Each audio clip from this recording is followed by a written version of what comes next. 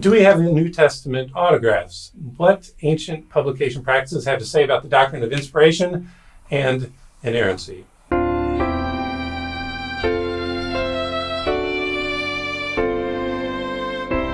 Hey there, welcome to the Credible Faith Show.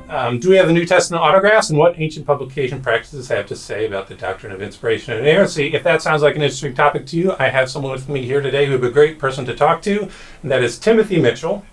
Tim has published 2 articles. One is Exposing Textual Corruption, Community as a Stabilizing Aspect in the Circulation of New Testament Writings during the Greco-Roman Era, and that is in the prestigious Journal for the Study of the New Testament. Congratulations, Tim, on that.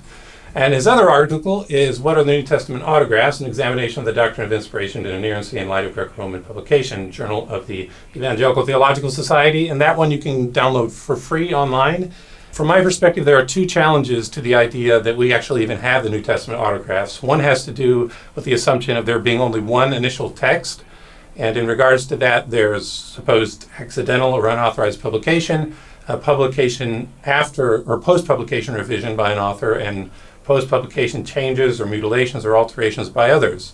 And the existence of these things in the Greco-Roman world was such that I think some scholars would claim that we can't really be sure that there was only one initial autograph text, that there could have been multiple ones. And then another thing has to do with the challenge to the assumption that an earlier text was actually equal to later texts that we have, later manuscripts that we have. And one would appeal to the thousands of variants that are out there, and also to allusions and quotations of early church fathers. As I look at it, those would be 2 sources that people would look at and say, well, in light of those things, can we even be sure that there was an autographic text? And is it even appropriate if we come up with doctrinal statements to be talking about an autograph as if it were inspired? Is there even one autograph? Do we even know what the autograph was? So is that thinking correct, or is there something that you want to fill in there? Yeah, I think that's an accurate assessment of some of the issues that people bring up, scholars and theologians, as far as the issue of inspiration and how does that work with the mechanics of writing in the ancient world and publishing. And I would say that my main just quick response to that is that with the issue of writing, you would have to write something down and then at some point complete it. And even if you didn't mean to complete it, perhaps you gave it to a friend for somebody for them to look at and maybe edit and give you some feedback, and inadvertently somebody else looked at it and copied it and circulated it. Well, in that respect, you finished writing it, because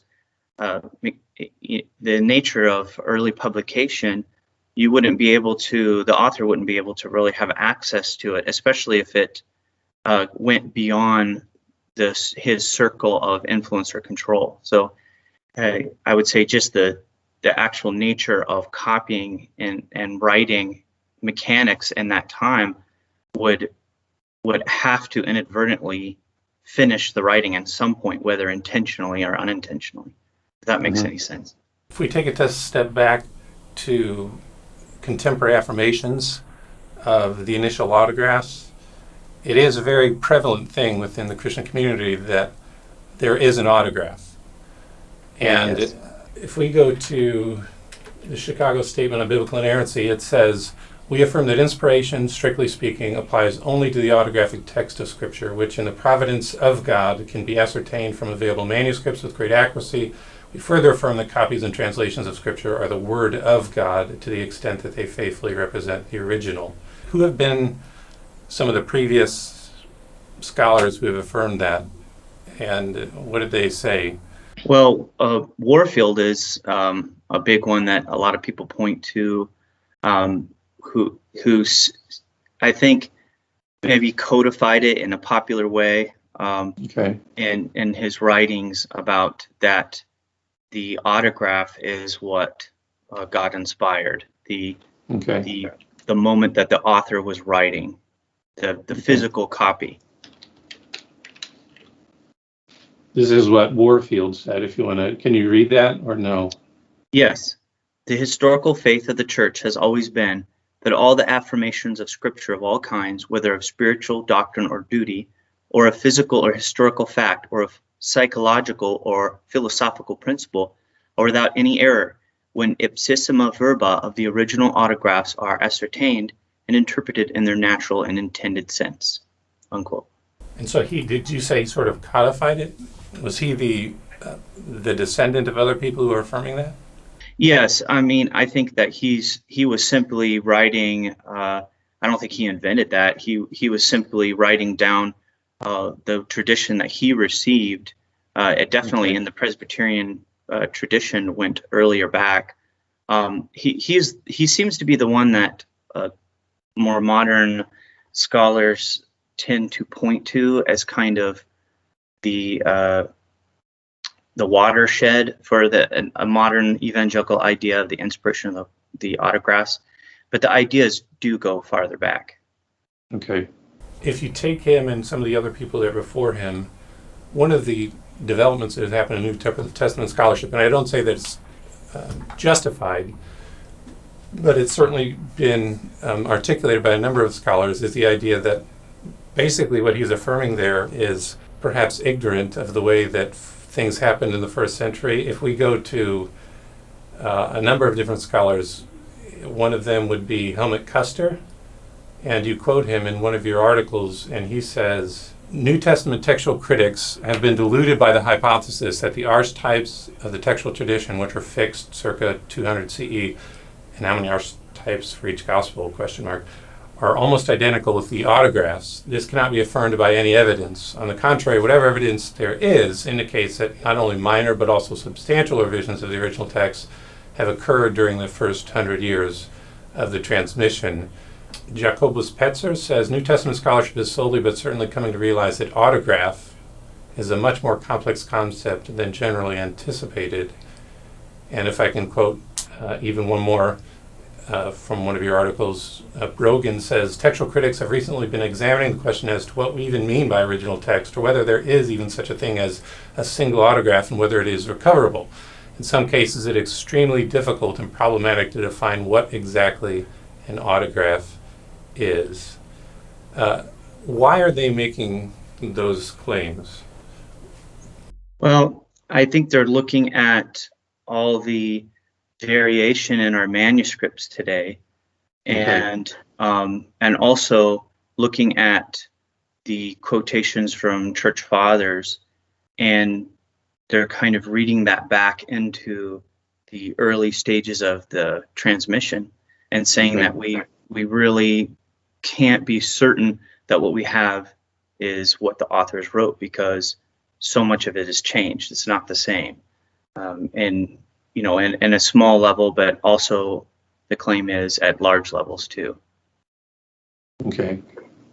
You have a quote from Michael Holmes in which you latch onto that, the idea of taking variation in later manuscripts and retrojecting it back into the early Christian period. I'm going to read your quote, and it's instructive in that you have two different schools of scholars basically taking the same data and taking two different things away from it. And here's your quote from the JSNT article. You say, Michael W. Holmes has suggested that the trends, patterns, and tendencies from a later period for which we have evidence be projected back into the earliest period for which we lack evidence in order to understand the earliest shape of the text. This is not unlike Peterson's approach, the conclusions of which were already mentioned above. This method has led Holmes to conclude that all the variation during the time period in view affects a verse or less of the text, indicating that the text of the NT writings is characterized by macro-level stability and micro-level fluidity. This is in contrast to Peterson, who, using a similar approach, determined that, quote, our critical editions do not present us with a text that was current in 150, 120, or 100, much less in 80 CE. So why is it that Holmes has a perspective of macro-level stability, micro-level fluidity, and Peterson looks at some of the same data and says, we don't even know what the text is to some extent? I'm not really sure. Maybe it's the expectation, or you could say maybe the bias of what each person which each scholar takes to the evidence. Okay. That's just a guess.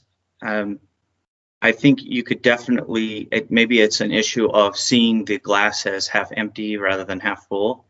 Because if you do look at the variation, other than maybe the ending of Mark, which some of the early fathers, such as Irenaeus, do seem to quote from the longer ending, so there is some issues of larger chunks of text, but overall it seems to be very minor. Word position, exchanging of similar words, but that's kind of just what I'm thinking, but I'm not really sure why they're so drastically different. Okay. Well, let's get in then to the first century Greco-Roman compositional practices and what it was like back then, because it's very different than what we have today.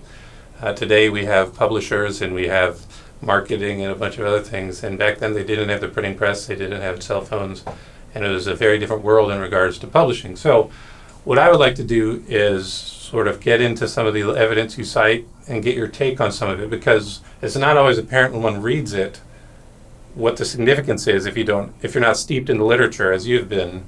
What is that significance for this question? You do quote Harry Gamble as saying it is within this broad Greco-Roman context that the publication and circulation of early Christian literature must be considered.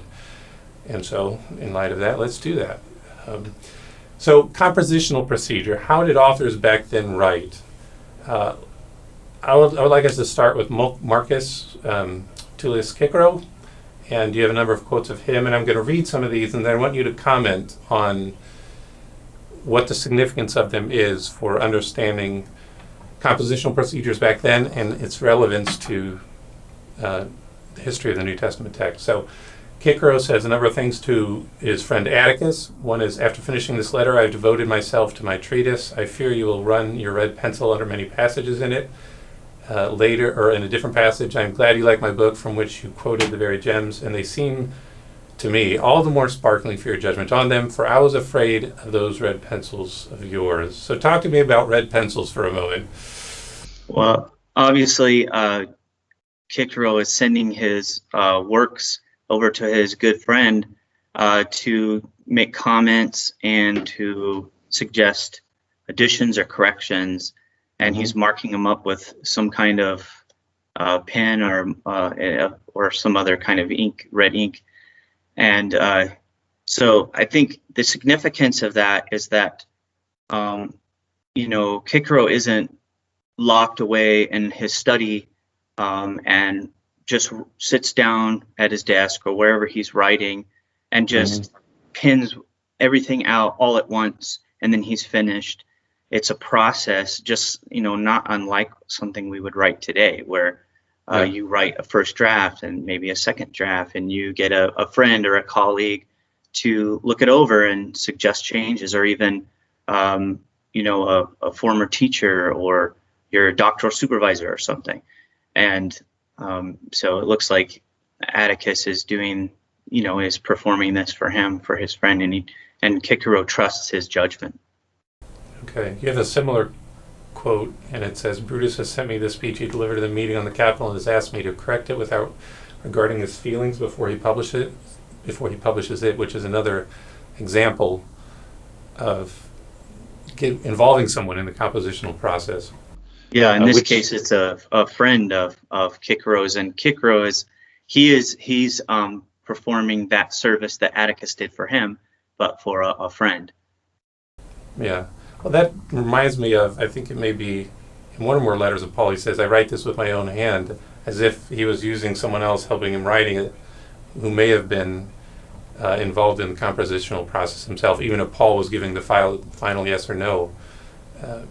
What we see in regard to Cicero would be similar to that, of the writing process was not just some guy holed up by himself.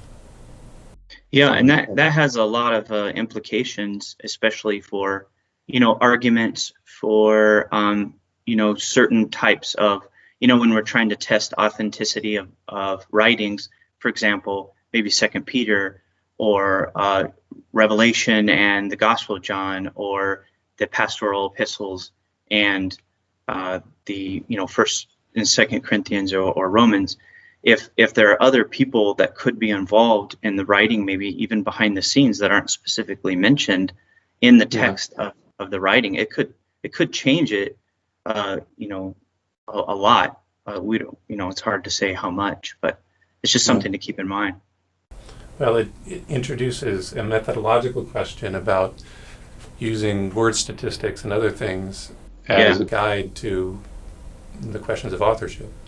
Yeah, exactly. And that's not to say that we can't do that. It's just something that we should keep in the back of our mind when we are, trying to determine that. That's all. Yeah. Well, it's a gray area about how much evidence do you accord to it, and then if you introduce this factor, how much evidence does it then get accorded? It would be nice if we were able to put good numbers on them, but we can't.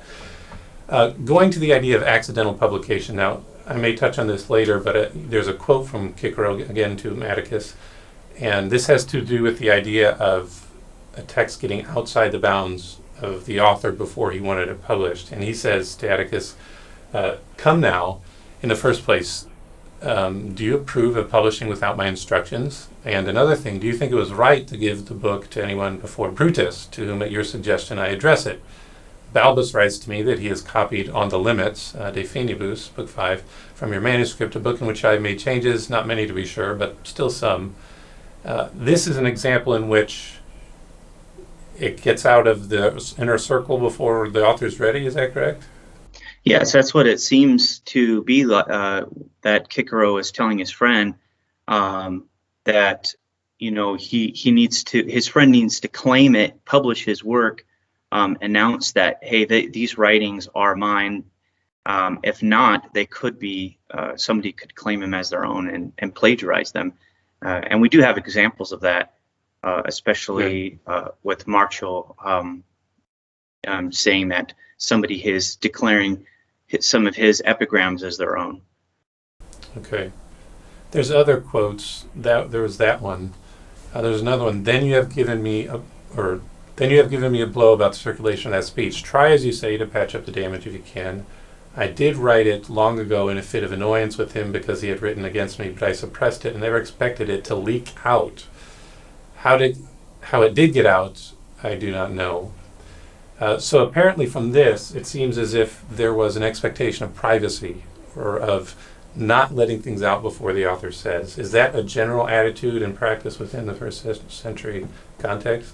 Well, it's hard to say how broad that is, but I think it's just a matter of trust between friends. And I imagine they would only send their work to their most trusted friends, people that people like Cicero and Atticus and the like.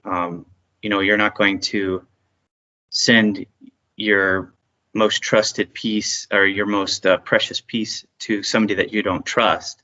But it's hard to know how broad of a practice it is. I would say it's probably fairly broad, just because it seems to be a question of human nature. Yeah. Another quote has to do with the idea of copyist mistakes and the awareness that the copyist mistakes need to be corrected. In which case, the idea would be that they didn't want those copyist mistakes to be out there. It wasn't a living text in the sense of, it's fine if it gets out there and it gets changed. The author was concerned about having his version be faithfully represented in the copies that exist. And it's, again, to Atticus from Cicero, there's no delay about the books dedicated to Varro. They are finished, as you've seen. There's only the correction of the copyist mistakes. About those books, I've had some hesitation, but you must look to it. The copyists have in hand, too. Those I'm dedicating to Brutus. And was that standard practice back then, that they would look through the thing for copyist mistakes, check it before it gets out? Yeah, I think it's just a process, something, maybe he's expanding on it a little bit more of what he mentioned to Atticus. And Pliny's really the one that explains that a lot. I mean, he's living over 100 years later, but he has a real interesting description of the process of his writing, and it involves where he will read it out and have people comment, and it almost seems like he has a limited circulation between friends, and where it's almost like it's published but not really, and then they make comments before he finally feels like he's finished, and then he can, I guess, release it, or, to use a modern term, publish it.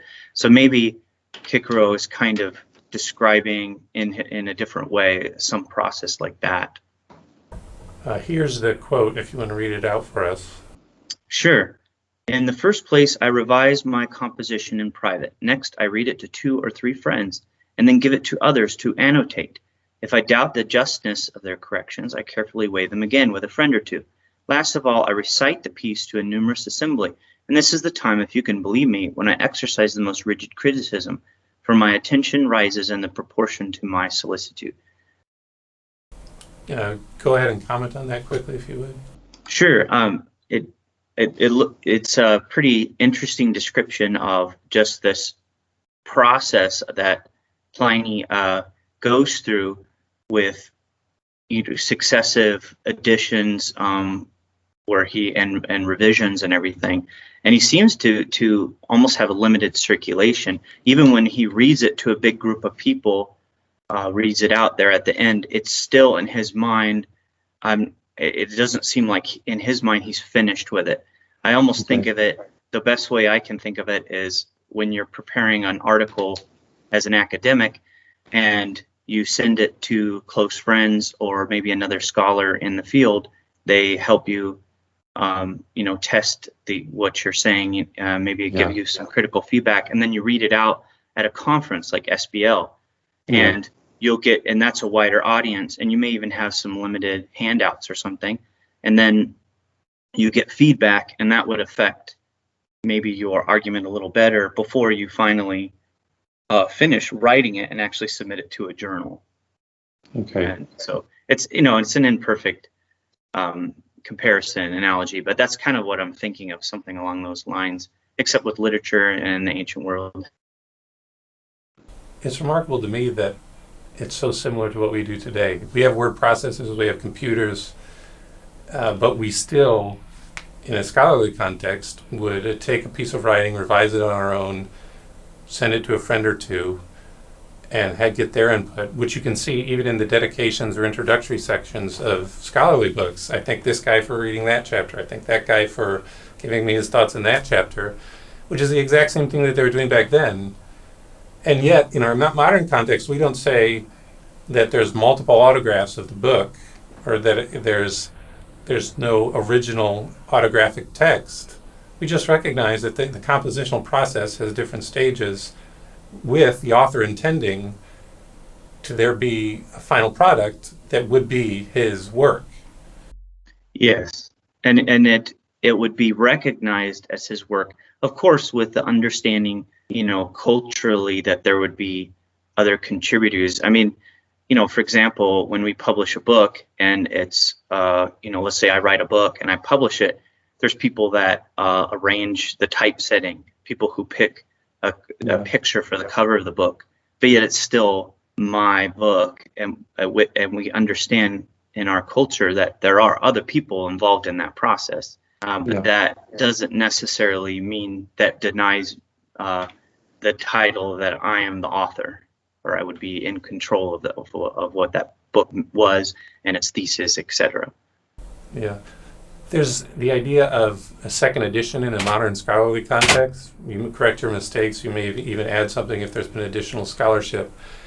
And I want to touch on that later, but I want to stick here on the compositional practice of Pliny, because what we've touched on in that quote that I put on the screen, and you read much of it, was revising his composition in private, sharing it with 2 or 3 friends, and then giving it to an audience and getting their feedback. But there's actually a step before those. And I'm going to bring up on screen here a quote, and you can read it and tell us, give your comments of what you think about it. So go ahead and read it. Then I call my secretary, and opening my shutters, I dictate to him what I have composed, after which I dismiss him for a little while and then call him in again and again dismiss him. Does that have to do with him coming up with the words to say without writing them down, just rehearsing, going over the same idea again and again with what he says until he gets to a place where he's comfortable with what he's sort of come up orally, and then calling in a secretary to put it down in writing? Is that what the thinking is there? It seems like it. I can just imagine myself in that situation where I'm, just brainstorming, thinking, maybe I even have a couple other works in front of me, and oh, I have a great idea. You call in, and instead of being able to type it on the computer or write it in your notepad really quick, it's easier just to call in your secretary, and they could either you could dictate to them specifically, but maybe you could also be asking for some feedback as well. And in the case of Cicero, you definitely see that with Tiro, because he mentions it quite often, this relationship that he had with Tiro, where he actually would suggest words and phrases and the like. Although Pliny doesn't mention that, it's possible that could definitely have happened. Okay. Let's go on then to the idea of post-publication revision. If you go to Cicero, here's a situation in which Cicero gave a speech in defense of his friend Milo against charges of murder. And he says this: what he actually said was taken down and also survives, but the speech that we are reading is what he composed in writing, with such consummate skill that it may be rightly reckoned his finest. So I think what may have happened there is some of the speech may have been recorded when he gave it, and then he later gave a better version in writing when he wasn't having to deliver a speech live. And that was a touched up, polished up one that was different. Was that exactly what was going on? Yeah, it seems like that when Cicero gave the speech, that he was very intimidated and nervous about the situation. I can't recall the specifics of the circumstance, but but he was scared, and it was not the best delivery. And people recorded it down because he was a famous guy and eloquent, and people recorded his speech down, and it circulated in that form. Well, at a later time, he corrected his speech, he polished it up, and he released a written version of it. So what happened is you'd have a one version of it that was basically shorthand from what he actually delivered, that wasn't that well done, and then you had his polished written version of the speech. And although the polished version is the one that survives, there were in antiquity later authors who seemed to have access to both and had talked about that there were these two versions circulating. If we go over to Galen, you write in your article this: some of his writings were given without inscription to friends or pupils, having been written with no thought for publication, but simply at the request of those individuals who had desired a written record of lectures they had attended. When in the course of time some of these individuals died, their successors came into the possession of the writings, liked them, and began to pass them off as their own, taking them from their owners. They returned to their own countries, and after a short space of time began to perform the demonstrations in them, each in some different way. All these were eventually caught, and many of those who then recovered the works affixed my name to them, that is Galen's name. They then discovered discrepancies between these and copies in the possession of other individuals, and so sent them to me with a request that I correct them. Two things here. One has to do with the question, given that so much of Galen's writing was put out there into circulation without his approval, which I think may come from part of the idiosyncrasy of Galen, of wanting him to be present to do his own teaching.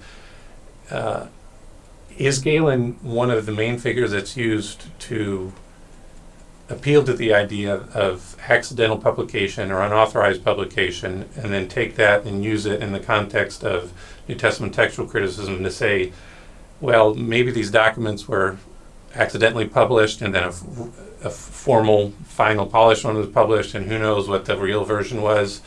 So that's one question. The other thing has to do with the exposing of textual corruption from a community context, which also would have operated in the New Testament circles if you had, for example, a gospel circulating to many different churches, what would have occurred there is similar to what happened here, where someone would have come across an altered copy in circulation, would have seen that it's different from what they had, and then would have gone back and checked with either the author, if the author is still alive, or in a broader community context with what other communities have, to find out, hey, what's really going on here? What is this copy that we received legit, or were we writing things that the one we had was basically the right one all along? So if you can comment on those two things, that would be great. Yeah, definitely.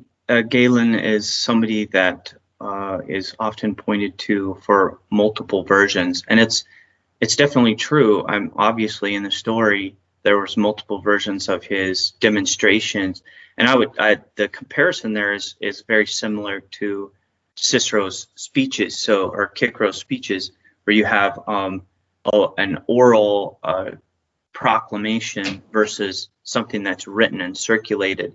So, in my understanding, it's probably something in the realm of where you have Galen has his own notes and writings, perhaps that he's working from when he gives his presentation, his medical presentation, and then you have people in the audience who are copying it down, what he's saying, and maybe even have their own descriptions and stuff.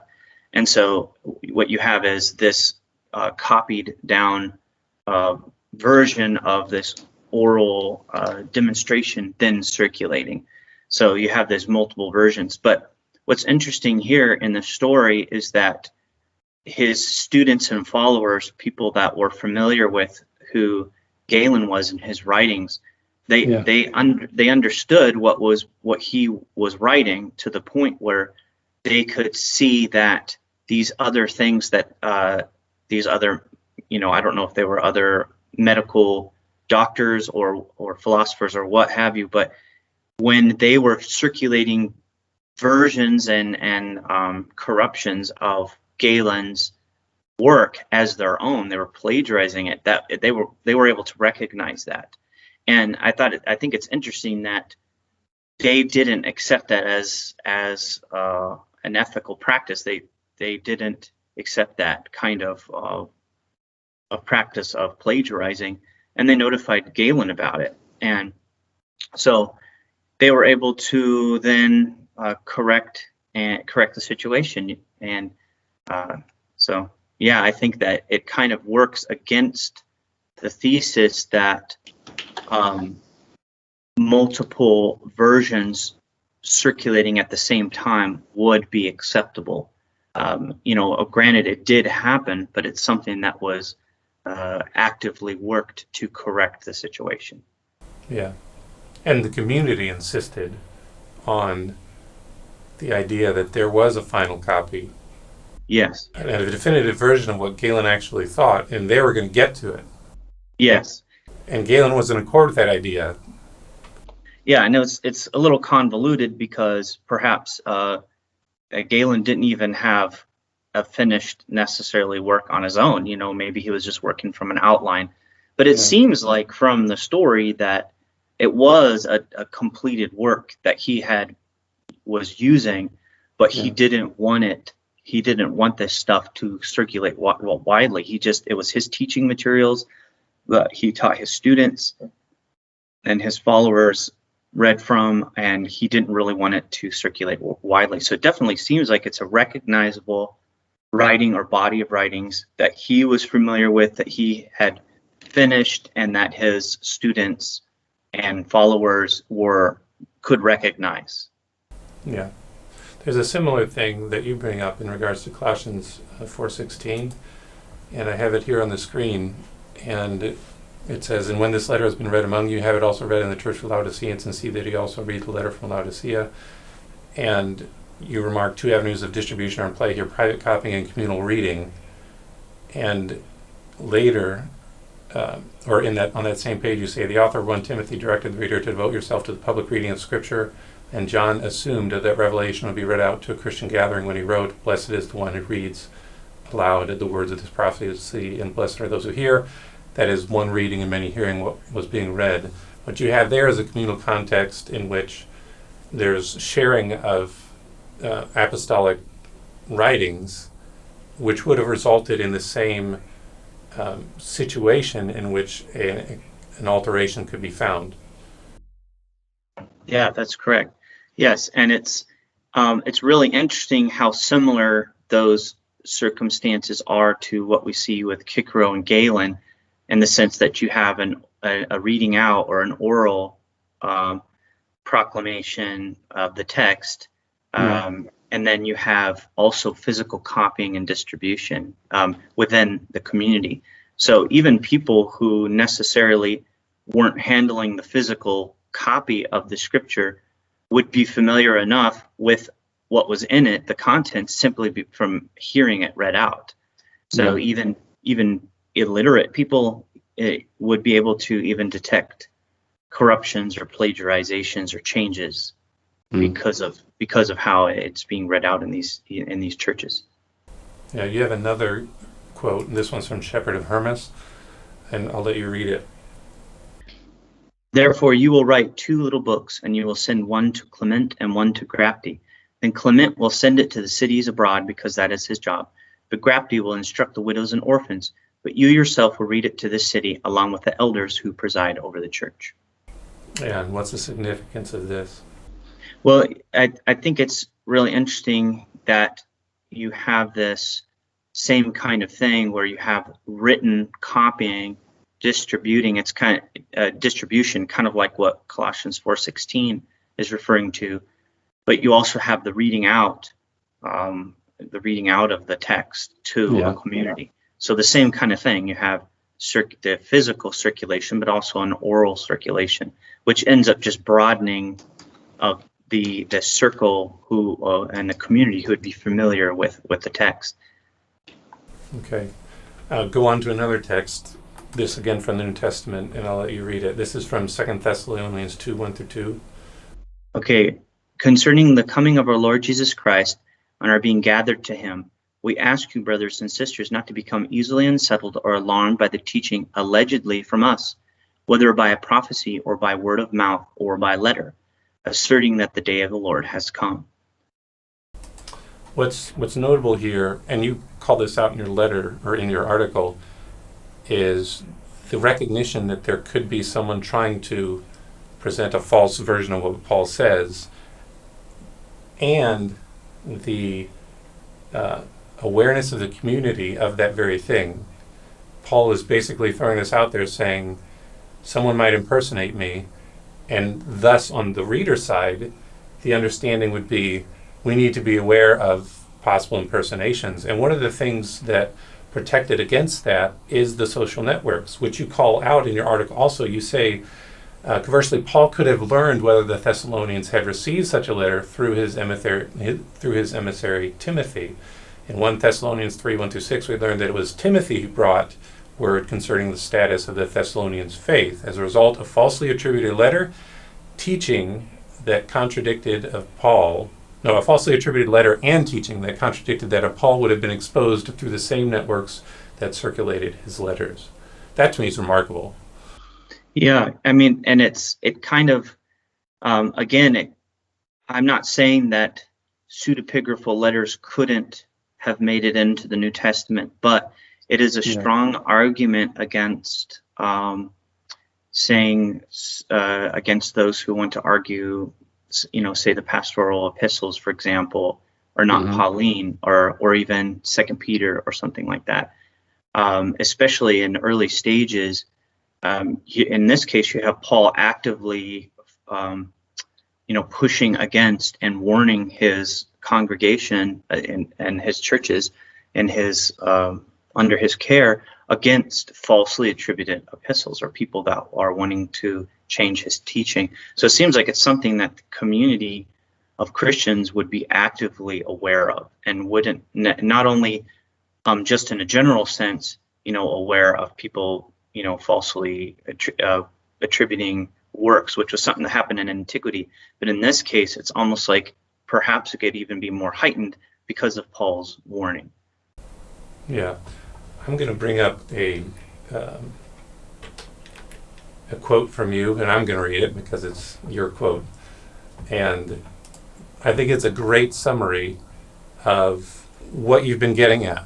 and this idea of community as a stabilizing force against textual alteration and for the preservation of the text after a text has been out into the wild. You say other examples of documented textual change can be cited as well. For instance, Irenaeus of Lugdunum appealed to the oldest and best manuscripts as well as the wider community of those who knew John, the one believed to be the author of Revelation, in order to support the reading 666 in Revelation 13:18.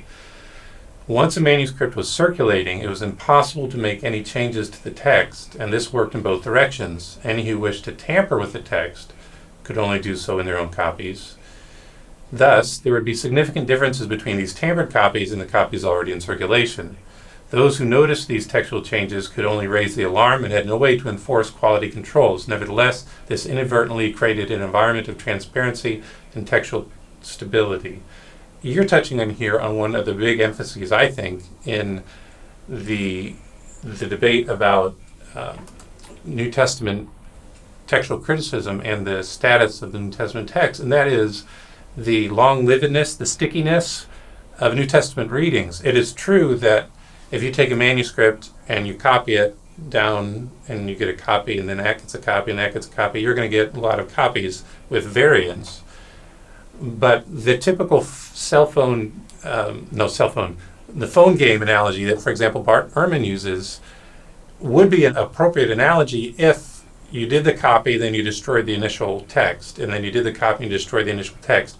And this is getting into the realm where your myths and mistakes chapter about how long the New Testament text lasts may be somewhat relevant, but I'm going to go on it right here. And if you're up for talking again, we might talk again in the future. But if you don't have the destruction of the initial manuscript, and then that stays around, and then your second generation manuscript stays around. Let's just say it's 30 years, not even 75, not even 100, not even 150, not centuries.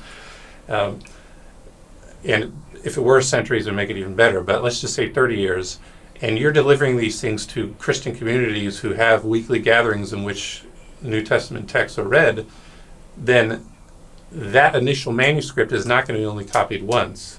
It's going to be copied, even in the initial version, it's going to be copied out and sent to multiple Christian communities, in which case, let's just say that there's 10 sentences in your gospel, and every time you're going to send it to 10 communities, and every time you copy it, there's an error introduced just in one of the sentences, and it's always a different sentence. So you have 10 second generation copies from the first generation copy.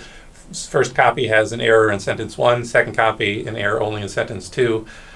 When you then gather those 10 copies, you're going to be able to discern that there's 9 second generation testimonies against the one reading. And then for the sentence 2, you're going to have 9 in agreement against the one that has the error in sentence 2. As long as you have an initial manuscript getting copied more than once, multiple times, and then your second generation copy is getting copied multiple times, you are going to have a stickiness to the original wording. And what you're getting at here with the quote that I just gave, I'm going to go back to it.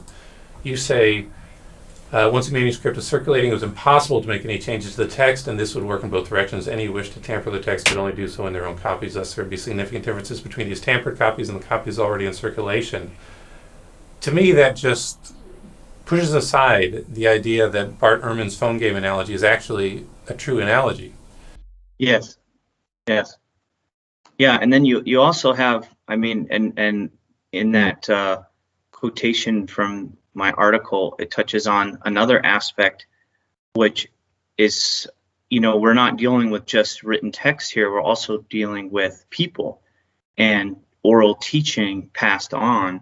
So these texts are read in churches, hundreds of churches all over the empire, the Roman Empire, for generations and generations. So, and John Irenaeus even mentions that when he's dealing with that variation with the mark of the beast, where it's also not only the manuscripts but also the tradition passed down that this is what the mark of the beast was. So you have multiple layers there, the written text and also the common read version that everyone is listening to and what is being preached on. So You might have obviously some variation, and this is where it plays into Michael Holmes' definition, where you have micro level fluidity. So there's tons of room in there for lots of fluidity at the zoomed in level, sentence, word order, maybe synonyms, things like that. But the overall structure and teaching, in the written form, but also even verbally as it's being taught, any kind of major changes would be something that would be noticed either in the written form if it's copied out incorrectly, but also if it's verbally, orally proclaimed incorrectly, whether heretically or just inaccurately. Yeah. I'm going to take a step back because I want to get to the idea that it was common practice in a first century context for an author to be working towards a final single finished text. And I'm going to bring up a quote here, and it's from Pliny and it's to Octavius. And I'll let you read it, and then I would like to make a comment, or you can comment on it. Okay, you are certainly a most enduring, or rather hard-hearted, I almost said, a most cruel man, thus to withhold from the world such excellent compositions.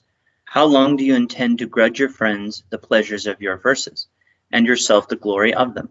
Suffer them, I entreat you, to come abroad and to be admired, as admired they undoubtedly will be wherever the Roman language is understood. Some few poems of yours have already, contrary to your inclinations indeed, broke the prison and escaped to the light. These, if you do not collect together, some person or other will claim the agreeable wanderers as their own. However, as to publishing them, have your own way for the present. What he's getting at, I'm going to comment because I want to give two more quotes, then you can comment, is the idea of attribution, getting the glory for a piece of writing. Here is a quote that I thought was relevant to the discussion, and it's from Pliny to Octavius, and he says, "There is nothing so likely to preserve your name as a monument of this kind," and here's referring to a published writing, present or future. And if we go to a different one, this is Pliny to Caninius Rufus, and he says, "Believe, my friend, for it is high time to low and sordid pursuits of life to others, and in this safe and snug retreat, emancipate yourself for your studies. Let these employ your idle as well as busy hours. Let them be really and forever your own. All your other possessions will pass on from one master to another. This alone, once it is yours, will forever be so." Now, I find that intriguing in that it's one text that would get you glory. It's not like, there's going to be these different texts and we're not sure what it is, so who knows what really is the one that you get glory for. He's admonishing him to write a single text that would be a definitive version. The thinking in his mind is one of, as an author, I'm going to have a single published text. Yes, and that this would be, akin to a work of art, a sculpture, a conquest of a country, or something like that, something that is worthy of being passed down and like a monument to the author's greatness. So, yeah. I mean, and this is all within a culture of physically copying text, not print culture. So It's obviously comes with the understanding that there's going to be slight differences between copies and maybe errors that creep in, but it still does not take away from the point that there's the intent is one copy or one version that the author intended, and that is supposed to be a monument to their glory. Yeah. Okay, I'm going to bring us to the point of wrapping up. I would like to quote 2 paragraphs of your JSNT article from around the end. You say this: once a text began to circulate, whether sanctioned by the author or released without their consent, practically speaking, a text became finished at this point. Authorized changes were noted by the ancients in the opening remarks of a newly released edition, and readers notify the community when corruptions and plagiarizing occurred. In essence, modern textual criticism continues this ancient practice of carefully mapping the history of the NT text in stages from authors describes to readers. Therefore, the moment at which a manuscript began to circulate was the definitive starting point for the textual critic to begin their work.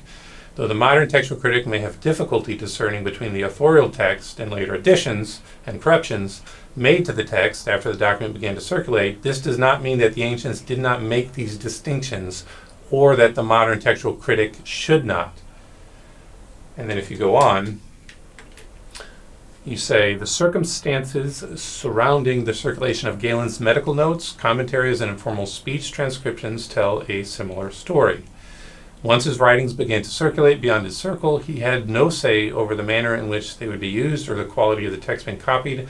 Galen's circle of friends and students recognized that these additions and corruptions were not by the hand of Galen, clearly distinguishing between the authored text and the additional text. This challenges Larsson's claim, that's Larsson with an E, not Larson Paul Larsson. This challenges Larsson's claim that with the writing of notes, openness is left in the text for another to rework them and attach their name to them to author, quote unquote.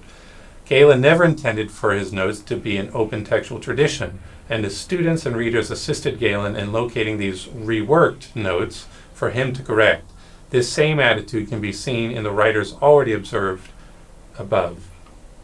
Give us, or if you want to add anything to that, feel free to, but I think it's a good summary of the idea that even with the copyist mistakes, even with the changes that might be made by people who somehow obtained a text without the author's consent, readers and the public at large still made a distinction between what the author intended to publish and what other people changed.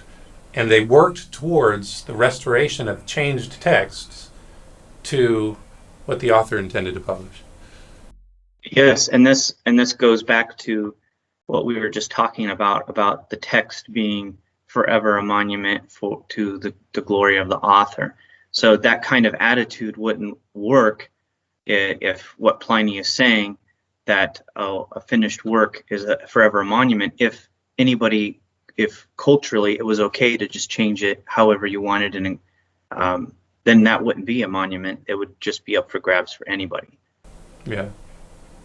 So what does it then mean for the comments that I gave earlier in regards to the New Testament manuscripts? When you look at the different doctrinal statements, what Hodge says, what Warfield says, what the Chicago Statement on Inerrancy says, what the Statement of Faith of the what the Statement of Faith of the Evangelical Theological Society says, are those people out of date or being anachronistic in their insistence on an autograph?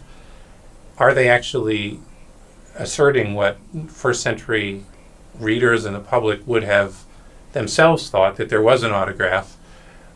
What is the significance of this evidence for the idea that there was an autograph and the idea that that autograph was inspired? Well, that's a great question. I think, just real quick, just to think about the scriptures and what they say about inspiration. I mean, we look at in Peter, 1 Peter, or maybe it's 2 Peter, where it says, "Holy men of God were moved by the Spirit when they wrote prophecy." So a person, a man, is involved in acts of physically writing. And then even in the other passages that we have that refer to inspiration, like in Timothy, the term is graphe, writing. So writing involves a physical process of an author writing. So at some point, just practically speaking, a writing has to stop. If it's coming from an author, in this case, and what the scriptures say, it comes from appointed prophetic people, either apostles or prophets, or somebody that God has designated as the person that's going to write down his words. So just practically speaking, there has to be something written down, and that at some point that has to stop. And once that's the point at which that is finished would be the point that the author can no longer write it anymore, which would have to be once it starts circulating. So just in the nature of the theology, we have some physical action, and then at some point it stops. And then the author or the prophet or apostle would then not have necessarily, would lose control over writing, so that inspiration moment would have to stop. So when we use the term that God inspired the autographs, we would have to be pointing to that moment where the writing event, the inspiration event is finished. So if that's what we mean by God inspired the autographs, then it's an accurate term and it's not anachronistic. The problem is that the term autograph gets a little bit muddied, because it's a term that can mean a lot of different things. It can mean somebody's signature. It can mean your notes, unfinished notes that you are starting to write a book, let's say, that are sitting on your shelf. That it doesn't necessarily have the idea of completeness wrapped up in it. So I think that's where sometimes the confusion comes in. It's like, well, what if we find an autographed copy of the Gospel of Luke? Maybe it's an unfinished copy.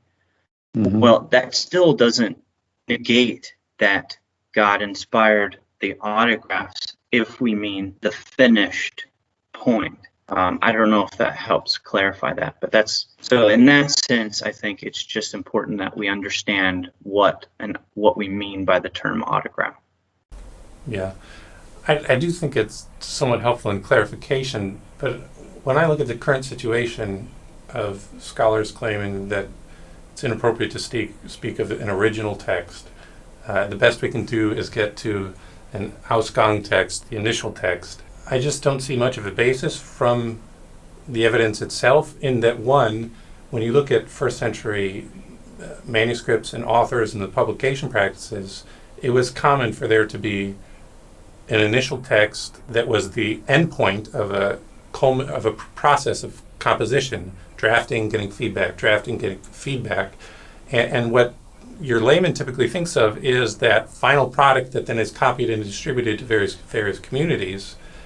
And so when he thinks of autograph, he's thinking of that end product. He's not thinking, really about the compositional process itself. He's thinking about what gets sent out as an authorized version of the author. And so if you want to call that autograph, you want to call that final completed work, that's semantics at that point. Yes, it is. If you go from that completed work on, and if you say, well, the best we can come to is an initial text for New Testament manuscripts, but we can't then, but then it's a leap beyond the evidence that we have to say that initial text is the same as the original text, which I think may be advocated among certain scholars.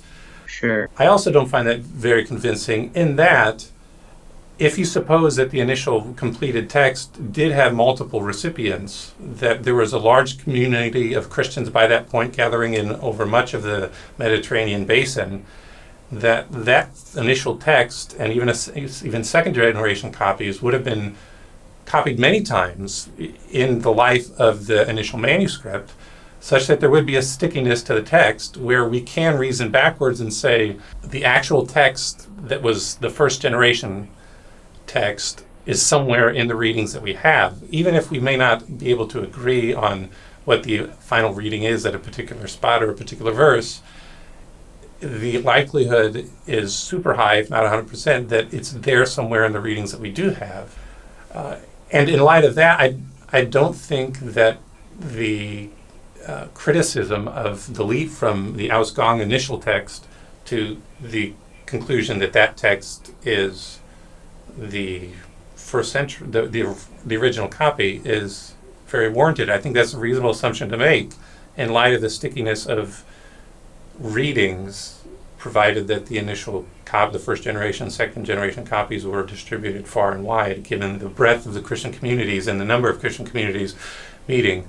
Yes, I think that's definitely true. I mean, I think that, when we look at the farthest back we can go with the text, in reconstructing, I'm not sure how you could physically date that, but the distance between our earliest physical copies on manuscripts of the text and the time that it was written, I think that period of time, it's reasonable to say that just the nature of publication and how it was performed through community, that any large scale changes just wouldn't necessarily happen, or if they would, we would know about them, which we do.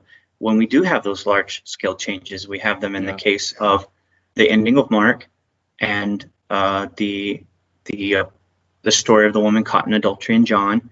We actually do have instances where these big textual changes are talked about very early on in our history. So I think that it's enough to say that, maybe we can't be certain on every word, but, or even every sentence or something. And this talks to Holmes's micro level fluidity. But I think overall, in the overall structure of the writing that we have, I think it's very safe to say and very, very likely that we have at least macro level what was intended by the authors. Yeah, okay, I did remember what I wanted to touch on. If a scholar comes along and says, we have the critical editions, but we can't be sure that it's the actual initial text. And if we can't be sure that's the original text, how can you even affirm that some text that you're reading is inspired and inerrant if you don't know what it was, according to this hypothetical scholar? Much of the incentive for the affirmation, even in the doubt of what the original text was, is Christological, in that when we look at the apostles, we put faith in what they say because they were commissioned by Christ himself. And so his authority is invested into them. And so if he's the ultimate authority, if he is God himself and what he says is true, and if he says then, these are my disciples, listen to them, in the passage in Luke, a remarkable passage in this regard, if they reject you, they reject me. The negative expression of that, I think, may be only found in Luke, where the idea is, if they reject what you disciples say, they reject me, which is the basis for someone to come along and say, if these apostles put out a writing that is for the church and they're acting authoritatively, apostles, not a Peter, not a Roman Catholic Church, they put out a text that's for the church Catholic in the small c sense of the word, then if we take what Jesus says, that if they reject you, they reject me, then we have to treat that, what they say, as authoritative for life, for practice, for what we think when they speak in that broad Catholic Church sense. And so a Christian would be able to say, if I trust that that particular part in Luke is correct, and just broadly that commissioned disciples have the authority of the commissioner, then even if I don't know what the text of a particular passage was, I would still treat it as authoritative and inspired in light of it being from a commissioned representative, in which case the objection that you shouldn't affirm inspiration and inerrancy if you're unsure of what the text actually was doesn't hold. That's where I would like to hear what you think. Yeah, I mean, that's interesting how you break that down. I would say that, we trust a lot of things, even though we know that there are some imperfections latent into it that are integral to it because we're human. We could be talking about the scriptures, but we could also talk about even our understanding of the scriptures and teaching, and also maybe of the church in small c sense of how we organize and how we worship together. Because of different human imperfect interpretations, we do see some differences there. And we do see maybe even some disagreements because we're limited in our understanding. But that doesn't mean that we can't trust the overall message of redemption. There's an understanding that there's going to be some uncertainties and imperfections, not in the original text. See, this is where it gets back to the doctrinal, but in how it is handed down to us, because it's handed down through a human process.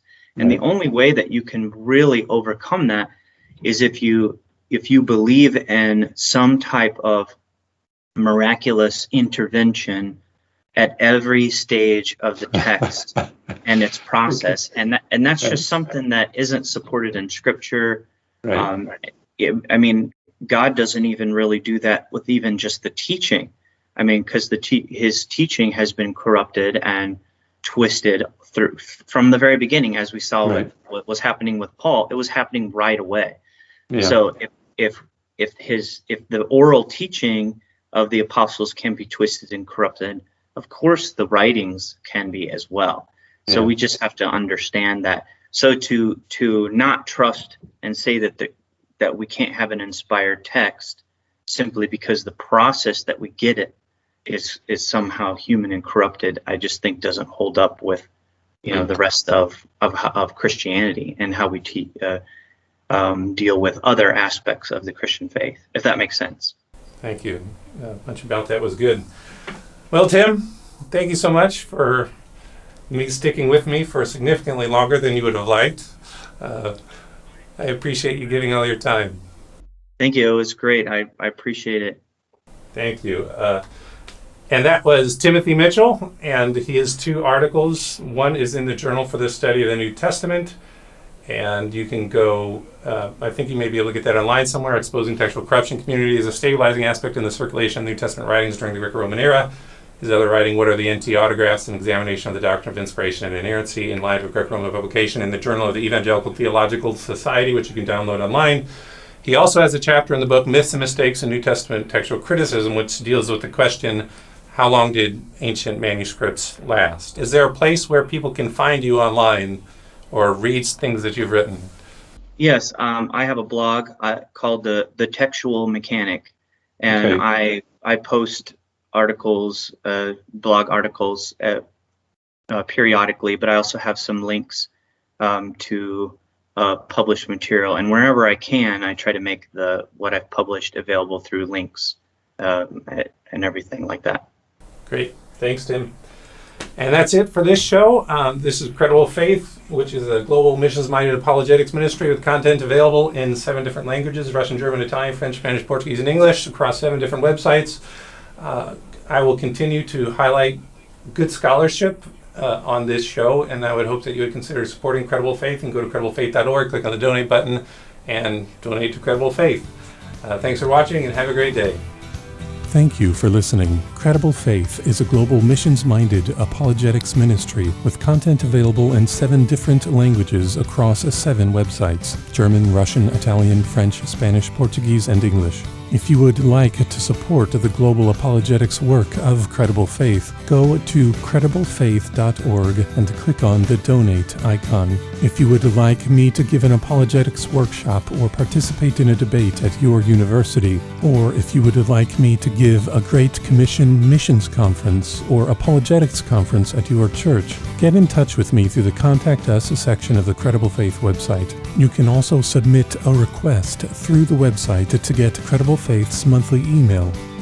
If you are a native speaker of Russian, German, Italian, French, Spanish, or Portuguese, and if you notice that an essay from the English website is not available on the Credible Faith website for your language, feel free to get in touch with me about translating the essay, and I would read through your translated material for quality control and the desire to see content from the essay made available in your language. Thank you for listening, and have a great night.